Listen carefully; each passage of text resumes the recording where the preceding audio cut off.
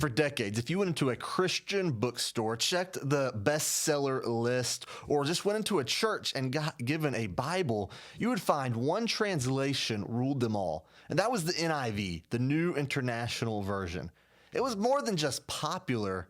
It was dominant. It was the default Bible translation for much of the English-speaking world. But nowadays, it seems like it's less prevalent. People are switching. Pastors are preaching on the ESV, the CSB, the NLT. And so that begs the question, is the NIV falling from its position as the best-selling Bible? Is it a shift in translations? Is it a shift in the culture? Or is it a shift in the whole of the Bible translation world? Hey everybody, my name is Daytona. Welcome back to the Bible Tidbits YouTube channel. Glad you joined us today for this conversation about the NIV. And if you're interested in Bible translation videos, theology studies, Bible study, anything in that area, make sure you hit that subscribe button so you don't miss any of our episodes about just that. So back to the NIV. So where did the NIV start out? It had such a long reign. It started out in 1978 with the original NIV, and later there was a revision in 1984. So it is a part of what we'd say modern history in Bible translations. And it really hit a sweet spot there. It was more readable than the King James. It was more accurate than some looser paraphrases at the time. And it was really appealing to everyday Christians. And there wasn't as big of a variety in this day. It kind of cornered the market at its conception. And the NIV actually holds a dear spot in my heart because I actually, until probably 18 years old, didn't even know there was other translations out there. I thought there was the NIV and the King James. I thought that was it because that's what I grew up on. I read the NIV for years. Now, I never did a full read through actually. And it wasn't until college where many of my friends didn't actually have an NIV that I began to explore other translations. And that's where I got into the ESV. And for decades, though, the NIV has held the spot as the #1 best-selling Bible translation. Even into the 2020s, where we're at nowadays, it has held by the ECPA as the best-selling translation, #1 for years and years. So what does the current data actually show, though, still? And here's where we get into the difficult part. There's some people out there saying that the NIV isn't #1 anymore. Well, that's actually not true. It is still holding on to the #1 slot. But there are things that are different. We haven't finished the full year sales yet. There is potential that it won't be the #1 at the end of 2025. And it still does place it, though, at the #1 slot. But an interesting fact, in the end of 2024, for 1 month, the ESV actually took over as the #1 best-selling Bible. Still didn't end the year that way, but it reigned over the NIV for a month. See, there is, though, even though the NIV still has its strong-handed dominance, there are credible signs that its dominance as the best-selling Bible is weakening. And this doesn't mean that the market is more competitive. What it really points to is what is shifting in the Bible world. There's a bigger story to all of this. And the bigger story is this: Bible sales as a whole are booming. I mean, there are more Bible sales than ever. Recent stats show that 22% more Bible sales through October of 2024 last year. And book sales in general barely grew any. So that means Bible sales are booming while book sales are remained fairly the same. And in 2025, the stats are already showing it's still going up. These stats from 2024 are still on the rise. So even if the NIV is maybe slipping a bit in its popularity, that's not to say there's not millions of them sold. It just shows that the pot is huge and there's so many Bibles being sold in general. See, they're falling, but the whole pie is becoming bigger. So why does it feel like the NIV is losing ground potentially then? There's a few reasons, I think, and I think they're simple and they're maybe not as major as you might think.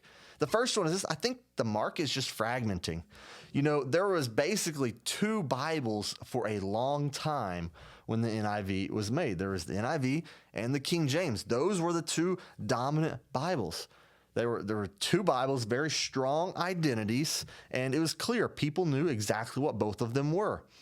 But now there are many, many, many Bible translations, and people aren't just choosing a single translation. They're more choosing a group. We find groupings saturated with a single translation. And a lot of the competitors, we call them, even though I think we're all on the same team here, but a lot of their competitor translations really start finding their lane. You know, the ESV grows in popularity, and it is coming up right on the heels of the NIV right now. And it's been just come the go-to translation. The CSB, it's rising fast as a readable but still accurate translation that fits a similar niche to the NIV. We got the NLT is growing amongst a devotional type setting. The LSB is coming in with the NASB and just getting that very literal rendering crowd. So the NIV is really not failing in any way. Don't get me wrong there. It's not failing, but it's being challenged by what we would call specialists. Bibles that are a little bit more specific, as this one is a generalist in many ways.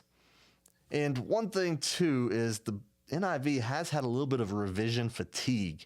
You know, in 2011, there was a revision, and it was a big shift for many churches, and many individuals ended up leaving. And basic stats show when people switch translations, they're very unlikely to switch back. That is one thing we don't switch very often in our lives is Bible translation. Some do switch more than others, but some latch on to a translation and they stick with it. And so in that shift, that also led to shifting adoption patterns by churches. Pastors are going to use the Bible that they want to preach out of. Church members are going to choose the Bible that their pastor's preaching out of. You know, and there's a lot of younger pastors coming up that were trained on the ESV, the CSB, NASB, and not so much the NIV. And so there's nothing wrong with that. It's just a shifting culture around Bible translations. See, the NIV does still hold the number one slot, but it's losing share to some of these other translations.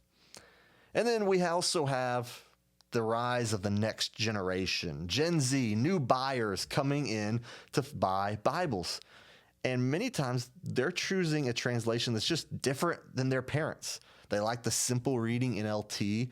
They like the more literal study, such as an ESV, LSB, NASB, or they like the balance and modern style of a CSB. So this translation that owned a generation is no longer just a guarantee shoe-in to be the next generation's Bible. So what does that mean for you and for I and for our churches going forward? Well, the NIV is not dead. It is far from it. It is still the best-selling Bible, and it has been for many, many years. But its unchallenged reign as the best-selling Bible is over. Many, many years, it was completely unchallenged. Nobody was even close. Well, those days are over. We have other translations that are now close. We have other translations that are approaching near the NIV. You know, different translations are thriving in different lanes, and the top spot, it could eventually change. And readers nowadays have more diverse opinions and thoughts than ever before. But it's not a crisis. It's actually kind of a gift if you really think about it. See, more people are buying Bibles, more people are reading Bibles, and more people are carefully thinking about the Bible than ever before. So I know many people say that we have such a large saturation of Bibles, and that's a bad thing, but I think it's a good thing.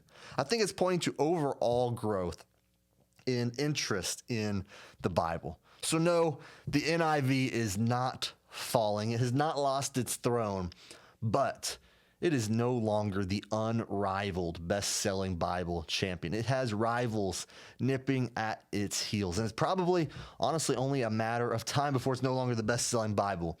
But it's still a great Bible. And if you are an NIV user, you keep using it, you keep loving it. Maybe explore other translations. I explore many, and I greatly enjoy it and benefit from it. So it's not exactly the fall of the NIV, but it's no longer the unchallengeable king. So I want to hear from you. Comment down below if you made it this far in the video. What translation is the one you go to most? What's your favorite translation? Are you an NIV user? Have you switched from the NIV to another translation?